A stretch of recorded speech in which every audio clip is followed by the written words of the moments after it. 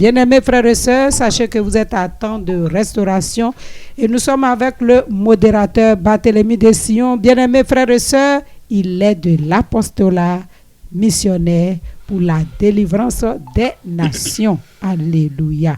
Ce soir, nous allons parler de la deuxième Pâque. La deuxième Pâque est le thème tiré de Luc 5, les versets 1 à 7. Bien-aimés frères et sœurs, nous allons l'écouter et revenir pour l'ouverture du téléphone. Alléluia.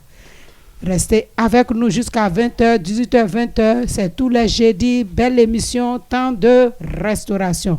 Nous vous écoutons, modérateur. Shalom, shalom.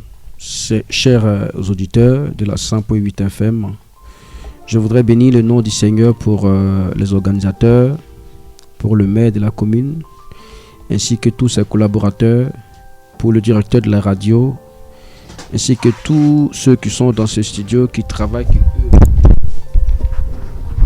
œuvrent pour la réussite de cette émission. Je prie que la grâce de Dieu soit sur vous, sur chacun de vous, dans vos familles, dans vos activités, et tous ceux qui sont à l'écoute de cette émission, que la grâce du Seigneur puisse aussi vous visiter. Que vous ne soyez pas en marge de cette grâce qui est déployée dans ce studio encore en ce soir. Nous bénissons le nom du Seigneur ensemble. Amen. Gloire et louange, puissance, majesté, toi qui es le détenteur de tout, toi qui es le créateur de tout, tu as voulu tout créer en toi et pour tout. Au nom puissant de Jésus-Christ de Nazareth, nous te bénissons, mon Père, mon Dieu, mon Roi. Prends le contrôle en ce temps. Viens prendre ce contrôle. Viens prendre le contrôle de ce temps que nous allons exploiter maintenant. Saint-Esprit, Saint-Esprit, nous t'invitons. Marachadi Abos. Karadosh, Shadadosh, Bradosh, Shadia Kotalabadosh, Shadabaradosh, Shadadadosh, Shadadadosh, Shadadadosh, Shadadadosh, Radadosh, Shakarabadosh, Yabakuriadosh, Shadadadadabarosh, Shadadadada, Rakatos, Kubradia Bakuntarabayabadosh, Shadada, Radadosh, Shadaba, Rakatos, Karabados, Kibradalosh, Karabadarabakuntarabayabadosh, Karabadadahandosh, Yabakuntalalabakanta, Lezubrikintalabarosh, Karabadalabrandesh, Karabadalabradosh, Rabadalosh, Yabakatarabada, Rekatu Shadaba, Rado Shadaba, Rakato Shadaba, Radado Shadabrado Shadada Brakatala Hados, Kubradia Madahandos, Erikatu Labadia Katalabahando Shadabaha, Rakatos, Kubradi Naro Shadabaha, Rendado Shada Kuria Katalabahandos, Kubradia Bakante, Lerus Kubradindoro, Kariakato, Sabadado Shada, Marando Sabaria Kato, Libadaya Katos, Kubradia Bakunta Labaya Hando, Shada Dada Handerebe Kintalados, Ereketolos Karabados, Yabakurianda Dabaya Handos, Ledos Kabarande Shadaba, Rakatos, Kubradia Bakanto, Shede, Lesobre Kata, Lados Kabrande Katu, Labarado Shadaba, Rendados Sabaria Katu, Labrande, Lerus Kabrande, Lakatos, Kabrada Bakuria Kato, Ladada Bahando, Sheda Kabaria Katos, Kabradia Bakunta Labayande.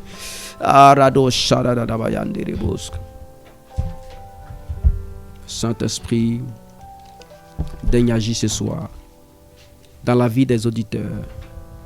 Précède-moi, précède-nous, que je sois le canal par lequel tu vas travailler ce soir. Qu'au son de ma voix, tu transportes ma voix dans la plus profonde, dans la profondeur des cœurs. Que ma voix soit, mais les paroles qui sortiront de moi soient comme des semences. Des semences. Ensemence tes paroles dans les cœurs ce soir. Toi-même prends le contrôle de tout, de tout, de tout, de tout. Que je sois le canal par lequel, Père, tu feras du bien. Que des personnes qui sont prêtes à abandonner, que tu leur donnes encore ce soir de reprendre. Repositionne ce qui était désorienté ce soir. Viens m'utiliser pour ta gloire et glorifie ton saint nom. Que tout ce qui va contribuer à ma gloire se taise maintenant, afin que toi-même la gloire te revienne. Au nom de Jésus, merci pour ta fidélité. Merci pour ta grâce. Merci pour ta faveur. Alors, chers auditeurs, ce soir, nous allons parler et nous allons laisser le Seigneur Saint-Esprit nous conduire en ces temps glorieux. Alors, de ta place là où tu es, déjà tu peux partager la fréquence. C'est 100.8 FM, la radio Alobé. Pour que ton frère et ta soeur puissent ce soir te prendre en marche et être en communion avec le Saint-Esprit. Alors nous allons prendre nos Bibles dans le livre de Luc, le chapitre 5, à partir du verset 1er, et je lis la parole de Dieu. Comme Jésus se trouvait auprès du lac de Génézareth, et que la foule se pressait autour de lui pour entendre la parole de Dieu, il vit au bord du lac 2 barques, d'où les pêcheurs étaient descendus pour laver leurs filets. Il monta dans l'une des barques qui était à Simon, et il le pria de s'éloigner un peu de terre. Puis il s'assit, et la barque, il enseignait la foule. Lorsqu'il eut cessé de parler, il dit à Simon: avance en pleine eau et jetez vos filets pour pêcher. Simon lui répondit: Maître, nous avons travaillé toute la nuit sans rien prendre, mais sur ta parole, je jette le filet. Alléluia. Ayant jeté, il prit une grande quantité de poissons et leur filet se rompait. Il fit signe à leurs compagnons qui étaient dans l'autre barque de venir les aider. Il vint et il remplit les 2 barques au point qu'elles s'enfonçaient. Quand il vit cela, Simon-Pierre tomba à genoux de Jésus et dit: Seigneur, retire-toi de moi, parce que je suis un homme pécheur. Car l'épouvante l'avait saisi, lui et tous ceux qui étaient avec lui, à cause de la pêche qu'il avait faite. Parole du Seigneur. Amen. Alors, ce soir, je veux que tu retiennes quelque chose. Je ne serai pas long. Je veux que tu retiennes un message très essentiel pour toi.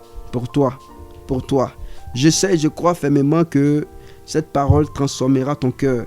Parce que le Saint-Esprit est là pour transformer l'état de ton cœur. Alors, c'est l'histoire de Pierre. La Bible dit que Pierre et les disciples ont pêché toute la nuit.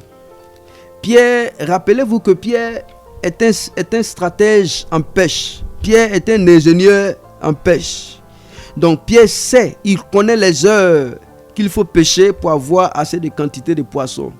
Donc voici pourquoi il sait qu'au cours de la nuit, en pêchant, il pouvait obtenir une quantité de poissons considérable. Voici pourquoi toute la nuit, ils ont pêché et ils n'ont pas obtenu gain de cause. Ils se sont retrouvés au bord de la mer et ils ont commencé à ranger les filets en les lavant pour se retourner à la maison. Et c'est en ce temps que Jésus arrive. Jésus dit, quand il les trouve en train de laver les filets, il leur dit: mais pourquoi vous lavez les filets? Il dit: mais on a pêché pratiquement toute la nuit, on n'a pas pris de poisson, donc on range les filets, on les lave et on rentre à la maison. Jésus, la Bible dit, Jésus, il y avait 2 barques qui étaient là. Il y avait une barque qui était là, qui appartenait à d'autres personnes. Ils n'ont pas dit leur nom, mais qui appartenait à d'autres personnes. Maintenant, il y avait une autre barque qui était là. Et cette barque qui était là, la Bible précise que cette barque appartient à Pierre. La Bible dit: Jésus vient et il est assis dans la barque de Pierre et il commença à enseigner la parole. Et il est de savoir par moment que, ça dit, c'est lui dont Jésus n'a pas choisi sa barque. celui dont Jésus n'a pas choisi sa barque pourrait peut-être se dire, mais pourquoi nous avons péché toute la nuit et puis il a choisi la barque de Pierre? Il peut même se dire, et il pourrait commencer à manifester la jalousie. Mais lui aussi, il est resté avec sa barque et ses filets. Lui aussi, il est resté en train d'écouter Jésus qui est assis dans la barque de Pierre en train de parler. Manouchadada. Il est assis dans la barque de Pierre et il parle, il enseigne. Et lui aussi, il est assis dans sa barque un peu loin et il écoute ce que Jésus était en train de dire. Quand il a fini, la Bible dit, quand il eut fini de prêcher, il a dit à Pierre, avance en eau profonde et jette le filet à droite. Et il a avancé en eau profonde et il a jeté effectivement le filet à droite et il a pris une quantité de poissons considérable. Et quand il a pris une quantité de poissons considérable, la Bible dit Pierre, qui a pris la quantité de poissons considérable et qui a rempli sa barque, il a fait appel à l'autre propriétaire de la barque de venir l'aider. Et ils ont rempli les deux barques. Qu'est-ce que je vais te faire comprendre? Peut-être que tu es le propriétaire de l'autre barque qui n'a pas encore été visité. Pierre est celui qui a été visité. Écoute-moi, si la bénédiction de ton voisin, si la bénédiction est arrivée chez ton voisin, si Dieu a commencé à visiter ton voisin, cela sous-entend que Dieu est dans les parages. Cela sous-entend que Dieu est dans l'environnement. Cela sous-entend que Dieu est là. Cela sous-entend que après ton voisin, juste Dieu va se souvenir de toi. L'attitude que tu dois avoir. Tu dois commencer à examiner ton cœur. Écoute bien, à chaque fois que Dieu a envie de te bénir, il va te faire constater qu'il y a quelqu'un qui est à côté de toi qui est béni. À chaque fois que Dieu veut te donner quelque chose, à chaque fois que Dieu veut te donner un mari, il va te faire remarquer que ta camarade est mariée. C'est pas parce que tu es allé au mariage de ta camarade que pour toi ne va pas venir. Peut-être que c'est au mariage là-bas que tu vas rencontrer pour toi. En fait, le problème, c'est l'état de ton cœur. Parce que quand tu pars, si tu pars avec une forme de jalousie, tu verras qu'en réalité, la personne que tu vas épouser, tu auras fermé ton cœur de sorte que la personne ne te voit pas. Si tu vas au mariage de ton voisin, ça veut dire que ton pour toi est à côté de toi. Pourquoi? Parce que juste après ton voisin, c'est toi. Amen. Oui, si la bénédiction est arrivée chez ton voisin, c'est que le Seigneur est dans ton quartier. Alléluia. Si le Seigneur a commencé à visiter, comment on appelle ton quartier, quand il arrive chez ton voisin, ça veut dire qu'il n'est pas loin de toi. Amen. La Bible dit que le monsieur est assis là. C'est pas parce qu'à chaque fois que tu pars à l'église, tu vois les gens avancer. C'est pas parce que chaque fois que tu vas à l'église, tu vois les gens être bénis, tu vois les gens avancer, tu vois les gens progresser, et puis toi tu vois rien venir. Mais chaque fois que tu pars et la parole est là. Tu pars manger la parole, tu pars prendre la parole. Oh, le monsieur était assis là. Le monsieur n'est pas allé à la maison. Le monsieur est resté en train d'écouter de Jésus. Le monsieur est resté, il a gardé son filet à côté, il est resté là. Pendant que Jésus était dans la barque de son voisin, était dans la barque de Pierre. Le monsieur est assis là. Le monsieur est en train d'écouter. Le monsieur est en train de prendre la parole. Le monsieur est en train d'amasser la parole. Mais la parole finira par produire pour lui parce qu'il est resté jusqu'au temps marqué où Dieu a commencé à remplir la barque de son voisin. Amen. Parce que lorsque la barque de ton voisin va déborder, ça sera ton tour. Amen. Je ne sais pas ce qui t'a manqué. Je ne sais pas combien de fois tu as été frustré lors des bénédictions des personnes qui sont proches de toi. Si le Seigneur a béni ton frère de sang, ton ami, si le Seigneur t'a béni, ça veut dire que pour toi, on n'est pas loin. Alléluia. Amen. Ça veut dire que pour toi, on n'est pas loin. Tu as l'impression que tout le monde avance et puis toi, tu es en retard. Tu as l'impression que c'est tout le monde qui est devant. Souvenez-vous de Anne. La Bible dit, il y avait un monsieur qu'on appelle Elkana. Elkana avait deux femmes. Il y avait Anne et il y avait Pénina. Chaque année, Elkana allait adorer Dieu à Silo avec Anne, Pénina et ses enfants. La Bible dit Anne allait s'asseoir dans le temple pour prier le Seigneur. Chaque année, elle avait la parole en elle. Elle est restée intacte. Chaque année, elle avait la parole en elle. Pénina se moquait d'elle Pénina, écoutez-moi bien.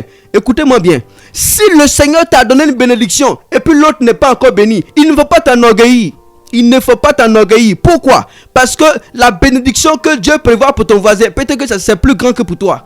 C'est pas parce qu'aujourd'hui que tu n'as rien, tu vas te voir comme quelqu'un qui n'est rien. Mais ce que Dieu prévoit pour toi, est plus grand. J'ai compris une chose dans la vie. Plus tu es humilié, plus tu entres dans la profondeur de l'humiliation, plus ta destinée est grande. Amen. Plus la douleur, les épreuves sont intenses, plus tu as une grande destinée. Alléluia. Les personnes qui vivent les difficultés les plus terribles, ce sont des personnes qui sont les témoignages, je peux utiliser le mot cruel. Les témoignages, c'est tellement cruel. Quand tu écoutes, tu as envie d'accepter le Seigneur. Alléluia.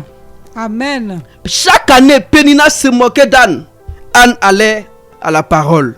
Elle était là au pied de la croix. Elle était là au pied du maître. Elle était là dans la supplication. Elle était là dans les pleurs. Elle n'abandonnait pas la parole. Mais le fruit de ses entrailles, l'enfant qui est sorti d'elle, c'est l'enfant qui fut le prophète en Israël. Alléluia. Il ne s'agit pas d'avoir aussi la quantité, mais la qualité qui sortira de toi, c'est ce qu'il faut regarder. Peut-être que tu as envie d'abandonner. Tu as commencé un business, tu as commencé un commerce, tu as commencé un travail, tu as commencé quelque chose. Tu as envie d'abandonner parce que tu vois que ça ne marche pas, parce que tu vois que ça ne prend pas. Mais laisse-moi te dire quelque chose. Peut-être qu'aujourd'hui c'est ton voisin, peut-être qu'aujourd'hui c'est ton frère, peut-être qu'aujourd'hui c'est quelqu'un qui est à côté de toi. Mais laisse-moi te dire que ce que le Seigneur prépare pour toi, c'est plus grand que ce que tu imagines. Écoute-moi bien. Regarde la vie de David. David était dans la brousse. David voyait ses frères comme soldats. À l'époque, c'était l'activité la plus en vogue. Donc, ses frères étaient soldats. David était berger dans la brousse. Personne ne le regardait.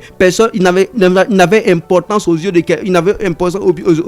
aux yeux des gens. Mais quand le temps fut venu, quand le temps va arriver, le même David qui était dans la brousse, Dieu va le faire sortir, Dieu va le nettoyer et Dieu va le positionner au-dessus de ses frères. Alléluia. Je ne sais pas le temps que tu es en train de mettre dans la douleur. Je ne sais pas le temps que tu es en train de mettre dans les pleurs. Dieu est là. Si personne ne connaît ton nom, Dieu lui connaît ton nom. Il est le mari des veuves. Il est le père des orphelins. Il est celui qui n'abandonne personne. Si tu crois que tu es abandonné, écoute, plus tu es abandonné, plus Dieu te récupère. Amen. Plus on te met à l'écart, plus tu es important aux yeux de Dieu. Alléluia. Laisse-moi te dire, si on ne te rejette pas, Dieu ne peut pas te prendre. Si on ne te rabaisse pas, Dieu ne peut pas te lever. On ne peut élever que celui qui est couché. On ne peut soulever que celui qu'ils ont fait tomber. Laisse-moi te dire quelque chose. Le plan de Dieu n'est pas le plan des hommes. Les pensées de Dieu ne sont pas les pensées des hommes. Dieu a préparé un avenir glorieux pour toi. Peut-être que ce que tu vois aujourd'hui, ce n'est rien d'autre que l'avenir que Dieu te réserve. Alléluia. Amen. Ne baisse pas les bras, ne lave pas les filets. Alléluia. Ne baisse pas les bras, ne lève pas les filets. Parce que Dieu pense à toi. Amen. Parce que Dieu te connaît par ton nom. Quel qu'en soit ce que tu vis, quel qu'en soit ce que tu traverses, ne sois pas jaloux dans ton cœur. Prie pour les autres. Si tu vois que Dieu est en train de bénir quelqu'un, commence à prier pour lui. Aie une vie d'intercession pour toutes les âmes que tu vois que Dieu est en train de lever. Écoute-moi bien. C'est pas parce que l'autre est élevé aujourd'hui que demain toi tu ne seras pas élevé. C'est parce que l'autre est béni aujourd'hui que Dieu n'a pas prévu quelque chose de glorieux pour toi. C'est pas parce que aujourd'hui les autres voyagent que Dieu n'a pas prévu pour toi de si glorieux. Alléluia. Amen. Alléluia. Amen. La Bible parle de quelqu'un qu'on appelle Joseph. La Bible dit, Joseph, il a été rejeté. Et à la fin, sa parole m'a totalement touché. Il dit, Dieu vous a utilisé pour me bénir. Hey, Dieu vous a utilisé pour être la porte de vous-même, votre propre bénédiction. Amen. J'ai fini par comprendre que à chaque fois que tu vis le contraire, par exemple, si quelqu'un t'a fait du mal, au lieu de prendre le mal dans le mal, tu dois prendre le bien dans le mal. Pourquoi? Si quelqu'un t'a insulté, ça veut dire que la personne qui t'a insulté, c'est pas le bon chemin à prendre, c'est un autre chemin à prendre. C'est pourquoi la Bible dit que Dieu parle tantôt d'une manière une autre. Dieu parle tantôt d'une manière. Toute personne qui te fera du mal, toute personne qui te critiquera, il te lancera. C'est comme des pierres qu'on t'a lancées. Et ces pierres-là, au lieu de les utiliser pour te faire du mal, tu dois les utiliser pour construire ta destinée. Alléluia. Tu dois les utiliser pour construire ta destinée. La Bible dit, quand il eut terminé de prêcher, il dit, sur ta parole, je jette le filet. Quelle parole qui a été libérée sur ta vie, quel qu'en soit ce que tu vas traverser. Si Dieu a libéré une parole sur ta vie, quel qu'en soit le temps, la parole va s'accomplir. Amen. Si Dieu a prophétisé, si la parole est sortie de sa bouche, quel qu'en soit le temps que ça va prendre, ça va finir par se réaliser. Alléluia. Le Dieu qui est là-haut, c'est lui qui t'a créé, te connaît par ton nom. Connaît par ton nom. Quel qu'en soit le temps que ça va prendre, il te connaît par ton nom. Même si tu es rejeté, il te connaît par ton nom. Même si tu es malade, il te connaît par ton nom. Même si on te combat, il te connaît par ton nom. Il te connaît par ton nom. Ce qu'il a planifié, ça arrivera et ça se fera à coup sûr, quel qu'en soit le temps. Habakkuk dit, même quand la prophétie tarde, attends-la, elle va s'accomplir, quel qu'en soit le temps. Dans les circonstances, il va favoriser les circonstances pour que la prophétie puisse s'accomplir. Puisse s'accomplir.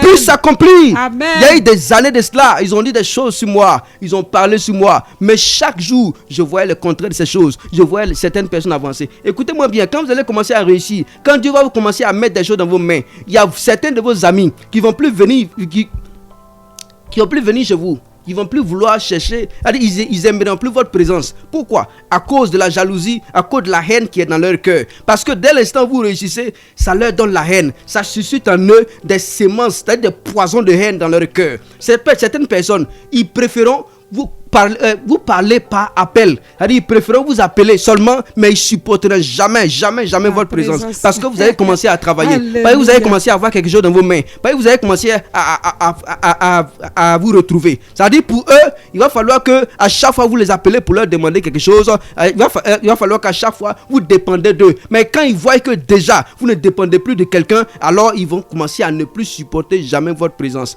Il y a certains amis aussi. C'est en cela qu'ils vont venir vers vous, alors qu'au départ, ils ne vous appelleront pas. Ils ne vous appelaient pas. C'est en cela qu'ils vont commencer à vous visiter. Chaque fois, ils vont commencer à venir vous voir. Est-ce que tu vas bien, mon frère? Alors qu'en réalité, dès le début, ils ne vous appelaient pas. Ce ne sont pas des bonnes personnes. Ce sont des personnes à éviter. Ça fait partie des catégories des personnes à éviter. Alléluia. Si tu vois qu'une personne, elle aimait votre présence dans votre galère, et puis quand vous allez commencer à réussir, elles vont commencer à fuir, ça veut dire que ce ne sont pas des personnes à fréquenter. Alléluia. Alléluia. Ça fait partie des premières catégories de personnes à ne pas accepter dans votre présence quand Dieu vous fera grâce. Quel qu'en soit le temps, comme je le dis, Dieu vous fera grâce.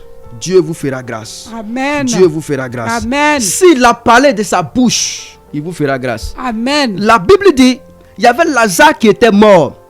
Et avant sa mort, on a envoyé une femme pour aller dire à Jésus que ton ami est malade. Il faut venir prier pour lui pour qu'il ait la santé. Il dit cette maladie n'est pas la mort, mais plutôt pour la gloire de Dieu. Et les gars est venu rapporter l'information. Quelque temps après, ils ont découvert que Lazare est mort. Imaginez un peu comment la personne va sentir la douleur. C'est comme si elle ment, n'est-ce pas? Alléluia. Amen. Et quelque temps après, on voit que le même Jésus vient. Le même Jésus arrive et le même Jésus le ressuscite. Écoute-moi bien. Même si la situation semble se gâter, même si aujourd'hui, ils ont prophétisé sur toi que tu allais devenir tant, que tu as fait tant. Quand tu te regardes normalement, ça doit s'accomplir. Mais tu es malade. Ce n'est pas la maladie qui va t'empêcher d'être ce que Dieu a prévu pour toi. Au moment opportun, Dieu va te guérir et puis te donne ce qui est l'essentiel pour ta destinée sur la terre. Tu dois être là. Tu ne dois pas lâcher. Tu ne dois pas abandonner. Tu ne dois pas laver ton filet. La Bible dit, ils ont commencé à laver leur filet. Peut-être que tu as commencé un business. Le business ne marche pas. Tu as envie de lâcher. Tu as envie d'abandonner. Je suis venu te dire ce soir de ne pas abandonner. De ne pas lâcher. Écoute, la bénédiction de Pierre. Pierre est à côté. Dieu l'a visité. Dieu a visité quelqu'un à côté de toi. Ça veut dire que ton tour n'est pas loin. Ton tour est à côté. Alléluia. La bénédiction est à côté, chez ton voisin. Après ton voisin, il viendra chez toi. Voici pourquoi en Somme 1, il a dit: heureux l'homme qui marche selon le conseil des méchants. Il est comme un arbre planté près d'un courant d'eau. Près d'un courant d'eau. Alléluia. Il puise sa nourriture en sa saison. Ses feuillages ne flétrissent point. Si seulement il est planté, il dit s'il est planté, l'homme qui est planté. Donc tu dois rester planté là en train de manger la parole de Dieu matin, midi et soir. Certainement tu vas avoir des moqueries. Certainement des gens vont se moquer de toi. Certainement, tu dois avoir des situations difficiles. Ça va arriver certainement. Mais laisse-moi te dire, dès l'instant où tu restes planté, dès l'instant où tu restes planté, dès l'instant où tu es planté là, Manoucha da da da da. Amen. Dès l'instant où tu es planté là, quand ta saison va arriver, tu vas produire des fruits. Alléluia. Quand la saison va arriver, tu vas donner des fruits. Alléluia. C'est pourquoi il y a un cheminement à suivre. Le premier cheminement, c'est d'être un serviteur de Dieu. Tout le monde est serviteur de Dieu. Quand tu acceptes Jésus, tu deviens son serviteur. Amen. Tu deviens son serviteur. Amen. Un serviteur, c'est aussi, on peut dire aussi disciple. Tu deviens un disciple. C'est-à-dire marcher dans les pas de Christ. Alléluia. Quand tu acceptes Jésus, c'est la première des choses à faire. Être un disciple, c'est-à-dire marcher dans les pas de Christ. Marcher dans les pas de Christ. Être un serviteur. Un serviteur, Dieu le bénit. C'est pourquoi en Isaïe 54, verset 17, il dit, toute âme forgée contre toi sera sans effet. Toute langue qui va s'élever contre toi, tu vas le condamner en jugement. Tel est l'héritage des serviteurs de l'Éternel. Tel est l'héritage des serviteurs de l'Éternel. Ça veut dire que, étant serviteur, c'est comme toi, il y a ta servante à la maison. La servante, tu lui donnes des ordres. La servante n'a pas droit à certaines choses dans ta maison. Elle n'a pas droit à rentrer dans ta chambre. Elle n'a pas droit à prendre des choses, certaines choses, sans ton avis, sans t'informer. Donc, le serviteur ne reste pas à l'étape de serviteur. Quand tu viens, tu marches dans les pas de Christ. Ça ne veut pas dire que, il y a certaines bénédictions, tu n'auras pas accès à certaines bénédictions. Donc, ne reste pas à l'étape des disciples, ni l'étape des serviteurs. Il faut monter un peu plus pour être ami de Dieu, ami de Dieu, ami de Dieu. Et c'est quand on a été loyal dans le service, étant serviteur, étant disciple, quand on a été loyal, Dieu nous conduit dans un certain niveau qu'on appelle ami. Tu deviens un ami de Dieu. Or, l'ami échange avec son maître. L'ami, il se dit des choses intimes. C'est dans l'intimité de l'amitié que Dieu te partage certains de ses secrets. Que Dieu te partage certaines choses qu'il ne dit pas à son serviteur. Ce qu'on dit à l'ami, on ne dit pas au serviteur. Ce qu'on dit à l'ami, on ne dit pas à son serviteur. Il y a des amis qui peuvent entrer chez nous. On peut s'asseoir et puis causer. On peut s'asseoir et puis échanger. On peut se partager certains types d'intimité. Mais on ne peut pas partager certaines choses avec ses serviteurs. Donc quand tu deviens un serviteur loyal, tu entres maintenant dans l'intimité. Ton maître peut te confier certains secrets. C'est ce qu'on appelle être ami avec le Seigneur. Quand tu es ami avec le Seigneur, tu peux bénéficier. C'est pourquoi le serviteur, ce qu'il reçoit comme récompense, c'est ce qu'on appelle salaire. Le serviteur reçoit les salaires. C'est pourquoi quand tu es serviteur, quand tu marches avec le Christ étant disciple, il te rémunère comme un salarié. Et après, quand tu rentres dans son amitié, tu reçois son intervention. C'est-à-dire son intervention. À chaque fois que tu es dans un besoin, tu peux lui porter tes besoins et il va venir te secourir. Il va venir t'aider. Voici pourquoi David pouvait dire, le Seigneur est mon secours. Il est mon secours. Il est mon secours. Parce qu'il était l'ami de Dieu. Alors, quand on finit d'être l'ami de Dieu, il y a un sacrifice que Dieu nous demande de faire pour être son enfant. Voici pourquoi il a dit en Jean 1. En Jean 1, il dit à tous ceux qui l'ont, en Jean, verset 12, il dit à tous ceux qui l'ont reçu, à tous ceux qui croient en son nom, il a donné le pouvoir de devenir un enfant de Dieu. Or, pour recevoir un pouvoir, il faut un sang. Une femme, avant de donner naissance à un enfant, une femme, avant de donner naissance à un enfant, alors elle saigne. Il y a le sang.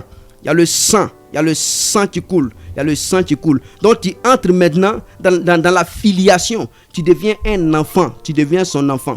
Or, l'enfant peut entrer dans la chambre de son père. L'enfant peut jouer sur le lit de son papa. L'enfant peut jouer sur le lit de son papa. L'enfant bénéficie de la protection naturelle de son papa ou de sa maman. L'enfant bénéficie de certains avantages, mais l'enfant n'a pas droit à certaines choses. L'enfant n'a pas droit, bien que ces choses lui appartiennent, mais l'enfant n'a pas droit à certaines choses. L'enfant n'a pas droit à certaines choses. Même s'il est héritier, il n'a pas encore droit. Il n'a pas encore droit. Il ne peut pas posséder certaines choses. Voici pourquoi, pour être un enfant de Dieu, il faut être un ultime ami de Dieu. C'est-à-dire qu'il faut entrer dans son intimité. Plus tu entres dans son intimité, plus tu deviens son enfant. Plus tu entres dans ton intimité, plus tu deviens comme un enfant. Et quand il te porte, un enfant est fébrile, un enfant est fragile, Un enfant est fragile. Tu te laisses abandonner totalement par lui pour qu'il puisse te conduire.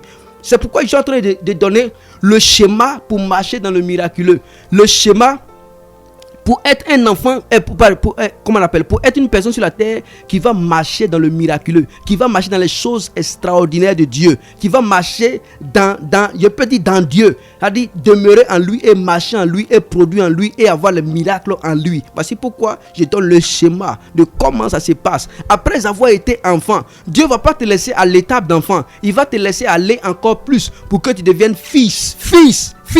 Voici pourquoi il est le fils de l'homme. Le fils de l'homme. Tu deviens un fils. Or, un fils, on lui confie quoi? On lui confie la responsabilité. Voici pourquoi Dieu va commencer à te confier certaines responsabilités. Il va se révéler à toi et il te confie certaines responsabilités. Il y a un certain type de combat. Le Seigneur te donne d'être responsable. D'être responsable face à ces combats. Il te donne d'être responsable. Tu deviens responsable de certaines choses qu'il peut te confier. Il peut te confier la responsabilité de la maison. Il peut te confier certaines responsabilités de ce qui lui appartient. Après, quand tu finis cette étape, le Seigneur te conduit encore à un autre niveau qu'on appelle le niveau d'héritier. Tu deviens maintenant héritier. Ça veut dire lui-même il se met à l'écart. C'est pourquoi il dit, nous sommes co-héritiers avec le Christ. Nous sommes co-héritiers avec le Christ. Ça veut dire que ce que le Christ a, toi aussi tu l'as. Ça veut dire que étant fils, tu as conquéri. Quand on est fils, on est dans l'étape de combat. Nous allons au combat, nous allons au front, nous obtenons des choses. Et tout ce qu'a dit, on est conscient de ce qui nous appartient maintenant. Parce que quand on est enfant, on voit certaines choses, mais on n'a pas accès. Parce qu'on n'a pas la responsabilité, on n'a pas la force pour pouvoir combattre pour avoir ces choses. Alléluia. Est-ce que je parle bien? Tu n'as pas la force pour combattre pour avoir ces choses. Donc quand tu deviens fils maintenant, il te donne d'être responsable. C'est là que tu es conscient que cette chose m'appartient. Mais pourquoi je n'arrive pas à avoir telle chose? Alors il te donne maintenant le pouvoir. Et tu vas maintenant, tu prends ce qui t'appartient. Et quand tu finis de prendre ce qui t'appartient, tu deviens maintenant toi-même héritier. Voici en ce moment on parle de co-héritier avec le Christ. Et quand tu finis d'obtenir toutes ces choses en tant qu'héritier, tu rentres maintenant dans l'étape de l'époux. Voici pourquoi le Seigneur dit en Apocalypse, l'époux du Christ. Tu deviens l'église, l'époux du Christ. Alléluia. Amen. Pourquoi je donne ces détails? Ces détails sont très importants. Pour entrer dans le miraculeux. Pierre est entré dans le miraculeux parce que Pierre avait quelque chose de si exceptionnel avec le Seigneur. Voici pourquoi le Seigneur a dit, qui dites-vous que je suis? Pierre va dire, tu es le Messie. Le Christ. Quand il a entendu cela, il dit, tu es Pierre sur laquelle je bâtirai mon église. Et les forces et les portes du séjour des morts ne prévaudront point. Et on a constaté plus tard que c'est sur Pierre le Christ va bâtir son église. Alléluia. C'est sur telle pierre que le Christ va bâtir son église. Le monde le voyait comme un ciment, comme un roseau, comme quelqu'un qui vaut rien, comme quelqu'un qui ne peut rien, comme quelqu'un qui n'est pas capable. Mais Dieu lui voyait quelqu'un qui peut faire la différence. Je ne sais pas comment tu te vois. Je ne sais pas comment les gens te voient. Je ne sais pas quel nom les gens te donnent. Je ne sais pas comment les gens te qualifient. Je ne sais pas comment les gens te voient. Mais le Christ ne te voit pas de la même manière comment les gens te voient. Le Christ te voit grand. Le Christ te voit. Le problème, c'est que tu n'es pas planté pour grandir en lui. Pour que la parole demeure en toi et commencer à opérer. C'est pourquoi il a dit, sur ta parole, je jette mon filet. Sur quoi tu fais ton commerce? Sur quoi tu fais ton business? Sur quoi tu vas au travail? Sur quoi? Est-ce sur la parole? Est-ce en Christ? Alors je prie ce soir que ton cœur soit attaché à la parole qui produit. Si tu restes attaché, si tu restes planté à la prière, planté aux enseignements, planté à l'église, planté au groupe de prière, tu vas finir par produire. Avez-vous déjà vu un arbre qui se déplace et qui a déjà donné des fruits? Ça ne donnera jamais de fruits. Il faut que tu sois planté pour pouvoir donner des fruits. Alors crie ce soir, t'attends. Si tu n'as pas encore accepté le Seigneur, quel qu'en soit l'endroit où tu es, quel qu'en soit les péchés que tu as commis, même si c'est l'avortement, le Seigneur est prêt à te pardonner. Le Seigneur est prêt. Fais la paix ce soir avec le Christ. Fais la paix avec le Christ. On ne sait jamais. Tu peux partir de temps à autre. Ce soir, le Seigneur t'appelle afin que tu puisses mettre ta main sur le cœur et dis au Seigneur, mais voilà, je vais t'accepter. Jésus, je vais t'accepter et marcher avec toi. De sorte que si tu reviens et où je meurs, je puisse aller vers toi afin que tu sois mon avocat. Alors fais cette prière avec moi. Amen. Seigneur Jésus. Seigneur Jésus. Je reconnais que tu es Dieu. Je reconnais que tu es Dieu. Et tu donnes la vie. Et tu donnes la vie. Je t'accepte comme Seigneur et Sauveur. Je t'accepte comme Seigneur et Sauveur. Je renonce au monde. Je renonce au monde. Et au péché. Et au péché. Je renonce au diable. Je renonce au diable. Aux esprits impurs. Aux esprits impurs. Au maraboutage et au fétichisme. Maraboutage et au fétichisme. Je t'accepte. Oui, Jésus, je t'accepte. Je te donne mon âme. Je te donne mon âme. Je te donne mon esprit. Je te donne mon esprit. Je te donne mon corps. Je te donne mon corps. Maintenant et pour toujours. Maintenant et pour toujours. Je reconnais que tu es mort à la croix pour moi. Je reconnais que tu es mort à la croix pour moi. Ton sang est versé pour moi. Et que ton sang est versé pour moi. Je viens me séparer. Je viens me séparer ce soir du monde et t'accepter pour l'éternité. Pour l'éternité. Prends mon âme. Prends mon âme. Je te vends mon âme. Je te vends mon âme. Pour l'éternité. Pour l'éternité. Pour l'éternité. Pour l'éternité. Pour l'éternité. Pour l'éternité. Alors Jésus, voici ma vie. Jésus, voici ma vie. Je te la donne. Je te la donne. Tout ce qui est de moi. Tout ce qui est de moi. Je te la donne. Je te la donne. Au nom de Jésus-Christ. Au nom de Jésus. Prends ma vie. Prends ma vie. Au nom de Jésus-Christ. Au nom de Jésus. Je vais prier pour toutes les personnes qui veulent abandonner. C'est-à-dire, il y a deux ou trois personnes comme ça. Vous avez entrepris, ça ne marche pas. Vous avez entrepris, vous voulez abandonner. Vous voulez laver vos filets devant la mer. Le Seigneur dit, avance en eau profonde. J'entends clairement dans mon esprit, le Seigneur dit, avance en eau profonde. Pendant que je te parle, pendant que je parle, là où tu es maintenant, touche ton cœur, parce que je prie maintenant pour toi. Le Seigneur va te donner une certaine force. Amen. Que tu n'imagines pas. Pendant que je prie, l'Esprit va te donner une force. Saint-Esprit, donne-leur une force de se relever, de se relever, de se relever, de se relever. Crée en eux un esprit, crée en eux l'esprit de créativité. Au nom de Jésus-Christ de Nazareth, je prie maintenant de te manifester, de te révéler en eux maintenant. Au nom de Jésus-Christ, n'abandonnez pas, n'abandonnez pas. Le Seigneur a sa main sur vous désormais. Amen. Au nom de Jésus-Christ de Nazareth. Alléluia. Que Dieu te bénisse. Alléluia. Que Dieu te bénisse. Alléluia. Que Dieu te bénisse. Alléluia. Amen.